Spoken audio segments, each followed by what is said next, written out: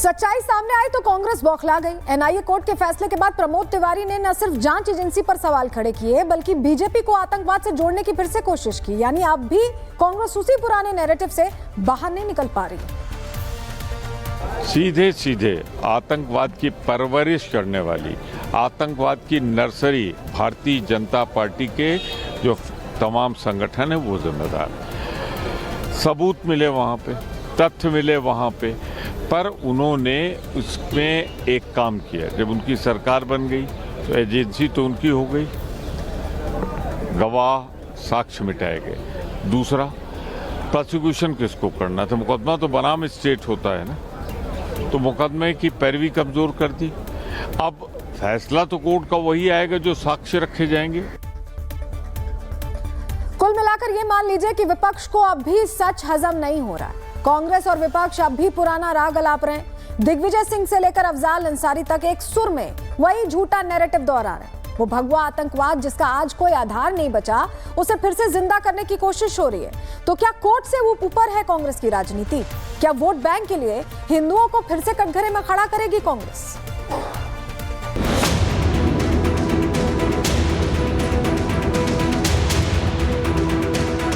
कोई धर्म के आधार पे आतंकवाद नहीं होता है। देखो, ये बीजेपी कुछ भी कहे, अंत में कोर्ट का फैसला है और ये अपीलेबल है। देखिए, एजेंसी सबूत नहीं पेश करेंगी तो अदालत क्या करेगी? हम संतुष्ट नहीं हैं और सुप्रीम कोर्ट जाना चाहिए और सरकार को जाना चाहिए। विपक्ष का काम ही है सवाल उठाना, लेकिन कोर्ट के फैसले पर सवाल, सेना के शौर्य पर सवाल, ऑपरेशन सिंदूर पर सवाल, आतंकियों के एनकाउंटर पर सवाल। ये विपक्ष की घिनौनी राजनीति का हिस्सा है और विपक्ष आज भी वही कर रहा है। मालेगांव हादसे पर कोर्ट का फैसला भी विपक्ष को हजम नहीं हो रहा और उसी पर टिप्पणी करने लगा है। हिंदू आतंकवाद जैसे शब्दों को बार बार बोलकर हिंदुओं को बदनाम करने वाले कांग्रेस नेता दिग्विजय सिंह आज भी वही बोल रहे हैं। कोई धर्म के आधार पे आतंकवाद नहीं होता है। ना हिंदू आतंकवाद होता है, ना इस्लामिक आतंकवाद होता है। हर धर्म प्रेम, सद्भाव, सत्य और अहिंसा का रूप है। हिंदू धर्म के नेता की जुबान से ऐसे शब्द भले ही आपको अच्छे नहीं लग रहे होंगे, लेकिन उनकी राजनीति जरूर चल रही है, उनके वोटर्स को जरूर भा रही है। और दिग्विजय सिंह अकेले नेता नहीं है, कांग्रेस में ऐसे नेताओं की लिस्ट बहुत लंबी है। देखो, ये बीजेपी कुछ भी कहे, अंत में कोर्ट का फैसला है और ये अपीलेबल है। इसका अपील जरूर करेंगे। क्या एजेंसी सबूत नहीं पेश करेंगी तो अदालत क्या करेगी? और उन लोगों के साथ तो इंसाफ नहीं हुआ जिन लोगों ने अपनों को खोने का काम किया। उन लोगों के साथ तो इंसाफ नहीं हुआ।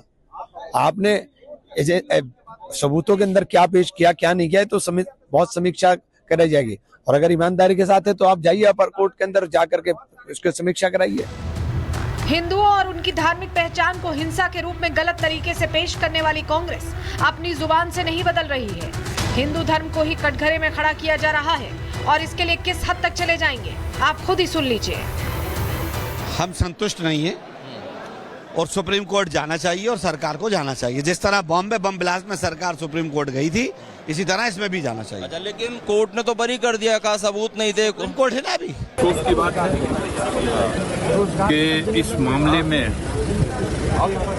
कुछ राजनीतिक लोगों ने, पार्टियों ने उस समय भी उनके ऊपर प्रश्न चिन्ह खड़ा किया। लेकिन भगवा आतंक की झूठी कहानी के पीछे जो सबसे खतरनाक बात छुपी है, और वो है कांग्रेस और विपक्ष का असली एजेंडा, हिंदू आवाजों को दबाना और हिंदू मुद्दों को भरने से रोकना, पाकिस्तान को क्लीन चिट देना और मुस्लिम वोट बैंक को खुश करना, हिंदू को अपनी बात कहने से पहले बदनाम कर देना, और जब भी कोई हिंदू हिंसा के खिलाफ बोले तो उसे उग्रवाद बताकर उस पर भगवा आतंक का ठप्पा लगा देना। इधर वीएचपी नेता सुरेंद्र जैन ने सीधे शब्दों में कहा कि कांग्रेस ने जिहादी आतंकियों को बचाने के लिए भगवा आतंकवाद की झूठी कहानी गढ़ी थी। झूठी कहानियां रचकर कांग्रेस और उसके साथियों ने जिस प्रकार पिछले 2 दशक से हिंदू समाज को अपमानित करने का षड्यंत्र किया था, आज वह षड्यंत्र तार-तार हो गया है। चंद जिहादियों को बचाने के लिए पूरे हिंदू समाज को अपमानित करोगे, संतों को जेल में डालोगे, और संत परंपरा को अपमानित करोगे? हिंदू समाज इसको स्वीकार नहीं कर सकता। राहुल गांधी, सोनिया गांधी समेत मैं सभी कांग्रेस नेताओं से कहना चाहता हूं, वो हिंदू समाज से और संपूर्ण देश से माफी मांगे कि कांग्रेस आतंकियों की जननी है, आतंक की जननी है। दूसरी बात ये, हिंदू आतंकवाद, भगवा आतंकवाद की जो थ्योरी इसने गढ़ी थी उसकी टाइम फिक्स हो गई।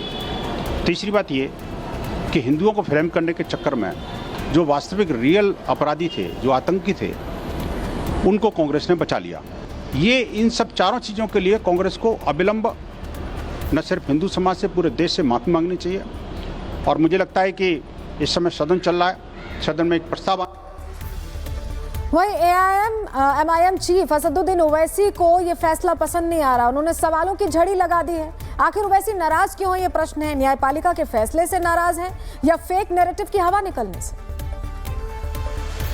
हमारा पहला सवाल मोदी सरकार से और महाराष्ट्र की बीजेपी सरकार से है। मुंबई के जो ट्रेन ब्लास्ट में उन्होंने सुप्रीम कोर्ट भागे थे, सुप्रीम कोर्ट को गए, वहां पर जाकर उन्होंने उस जजमेंट पर स्टे लिया। मेरा पहला सवाल ये है कि क्या टेररिज्म के ऊपर इनकी हिपोक्रेसी होगी अगर वो सुप्रीम कोर्ट नहीं जाएंगे? क्या वो सुप्रीम कोर्ट को जाएंगे? दूसरा ये है कि मिलिट्री ग्रेड आरडीएक्स वहाँ पर इस्तेमाल हुआ, ये एनआईए ने अपनी चार्जशीट में कहा। अब ये मिलिट्री ग्रेड आरडीएक्स इस्तेमाल हुआ तो फिर ये कहाँ से आया? मुंबई ट्रेन ब्लास्ट किसने किया नहीं मालूम, 2006 मालेगांव किसने किया नहीं मालूम, 2008 किसने किया नहीं मालूम। तो फिर कौन है? अगर वाकई में जिन लोगों ने ये किया है वो तो खुले फिर रहे हैं। फिर सच्चाई सामने आई तो कांग्रेस बौखला गई। एनआईए कोर्ट के फैसले के बाद प्रमोद तिवारी ने न सिर्फ जांच एजेंसी पर सवाल खड़े किए बल्कि बीजेपी को आतंकवाद से जोड़ने की फिर से कोशिश की। यानी अब भी कांग्रेस उसी पुराने नैरेटिव से बाहर नहीं निकल पा रही है। सीधे सीधे आतंकवाद की परवरिश करने वाली, आतंकवाद की नर्सरी भारतीय जनता पार्टी के जो तमाम संगठन है वो जिम्मेदार। सबूत मिले वहाँ पे, तथ्य मिले वहाँ पे, पर उन्होंने उसमें एक काम किया। जब उनकी सरकार बन गई तो एजेंसी तो उनकी हो गई, गवाह साक्ष्य मिटाए गए। दूसरा, प्रोसिक्यूशन किसको करना था? मुकदमा तो बनाम स्टेट होता है ना, तो मुकदमे की पैरवी कमजोर कर दी। अब फैसला तो कोर्ट का वही आएगा जो साक्ष्य रखे जाएंगे। कुल मिलाकर ये मान लीजिए कि विपक्ष को अब भी सच हजम नहीं हो रहा। कांग्रेस और विपक्ष अब भी पुराना राग अलाप रहे हैं। दिग्विजय सिंह से लेकर अफजाल अंसारी तक एक सुर में वही झूठा नैरेटिव दोहरा रहे हैं। वो भगवा आतंकवाद जिसका आज कोई आधार नहीं बचा, उसे फिर से जिंदा करने की कोशिश हो रही है। तो क्या कोर्ट से वो ऊपर है कांग्रेस की राजनीति? क्या वोट बैंक के लिए हिंदुओं को फिर से कटघरे में खड़ा करेगी कांग्रेस?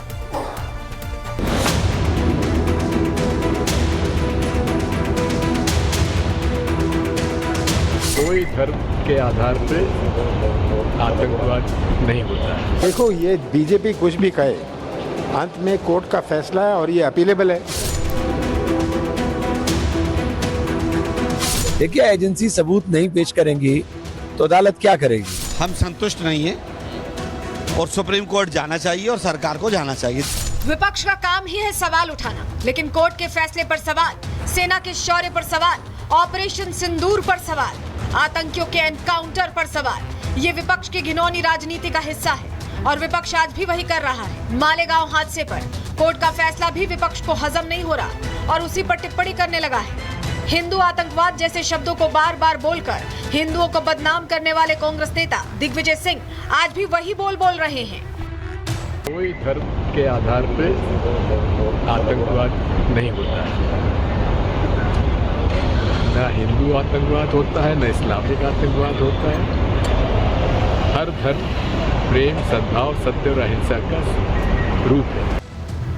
हिंदू धर्म के नेता की जुबान से ऐसे शब्द भले ही आपको अच्छे नहीं लग रहे होंगे, लेकिन उनकी राजनीति जरूर चल रही है, उनके वोटर्स को जरूर भा रही है।